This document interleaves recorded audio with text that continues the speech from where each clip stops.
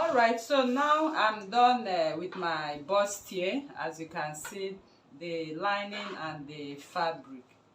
So this is what it looks like on the inside of the bustier. I padded with my wadding and my hairstay. Okay, like I said, we have a detailed video on how to pad. Okay, so if you are finding it difficult to pad your bustier appropriately, you can check on the link, okay, below for an appropriate padding of your bustier.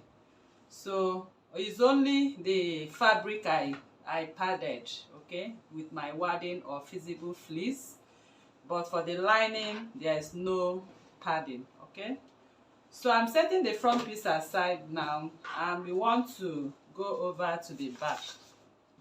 So I'm going to sew my princess dart for the back right now. So I'm going to ensure I sew from the waistline. So sewing on the waistline, I will also make a notch on the waist. This is my waistline. I'm going to make a notch on the waistline, and I'm going to also make a notch on the waistline. That is where I'm going to attach both of these to sew. So I'm going to take off my pattern right away, and I'm going to pin together and sew off my princess dart. So this is the part I'm going to sew. I'm sewing these parts, so I'll just pick them one after the other. So I'll be using one to demonstrate to you. So this part I notched, you can see the part. I'll pick up the one that matches with it. Okay, so this matches with this, as you can see. So this is the princess dart part that matches.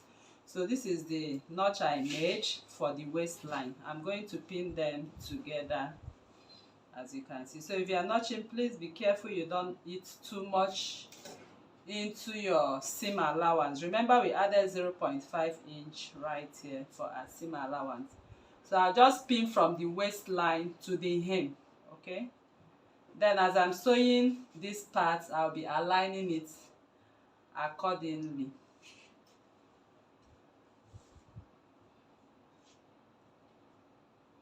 So I'll go to the machine now. I'm going to sew off my princess dart now at 0.5. So as I'm sewing, I'll be aligning it till I sew off. So I'm going to do that for this. I will do that for, in fact, all of them. Give them a good press and bring it back for you to see, and then we'll start up the next stage. All right, people, so I'm done sewing the back piece. As you can see, I pressed open my back princess dart. As you can see, I did it for the both back and for the both lining.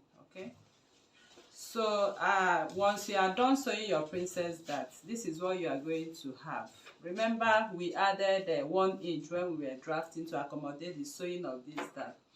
So if you have something like this, simply place your pattern ruler on it and align it. You can see how I'm aligning it the way we drafted.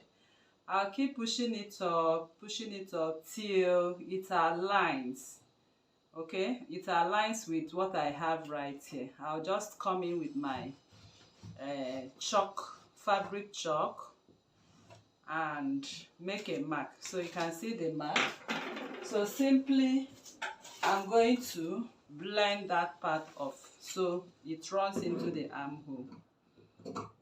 So some people find it difficult when they have it like this.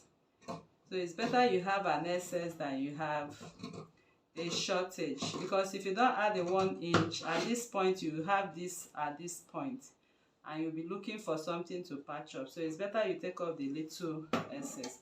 So if you look at this, you can see our armhole is now okay and ready for sewing. So I'm going to also do the same right here. You can see what I have right here. All of them, I'm going to repeat the same process for them. So you have to make sure it aligns on both sides. on this and on this. Okay, so it's actually a very little thing you are expected to have. So if you sew very appropriately, you are expected to have a little to blend. Okay, so that is that. And now it's time for us to start fitting this dress. So I'll be fitting this dress right away using the back, that is the lining part, so you'll be able to sew to see it clearly. So this is the lining part. You can see the part that is for our zipper, and this is the neckline. So I'm going to fit the front bodies first for the lining. So when fitting the front bodies for the lining, this is it. You have to make sure you have your cup ironed out this way. So remember, we did not pad this one. Okay, we stitched only, it was only our hairstay. Okay, I placed my hairstay. So if you don't know how to iron your hairstay, we also have a detailed video on how to iron your hairstay. So this is how I'm going to fit it now. We are going to have a little calculation as we fit. So the bust circumference I'm working with bust 43. So that is the whole bust. This 43, I'm going to divide it by 2 because I'm working on a front bodies. If I divide 43 by 2, I'll have 21.5. So the whole of what I expected to have on the front bust line is 21.5. Now I have out of the 21.5, I have my bust point, that is bust pan, as 9 inches. You can see that my bust pan is 9 inches. So I'm going to take away 21. I'll do 21.5 minus 9.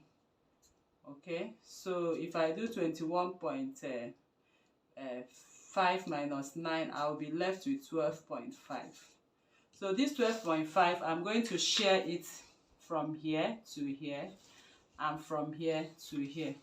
So I'll be left with 12 divided by 2, because we have 2 of it. I will be doing 6.25 on one side. So when fitting the front busting, I'm going to start, because I've already gotten my bust pan as 9 inches. So I have that already. So I'll start from the bust points on the side like this. And I'm going to measure the calculated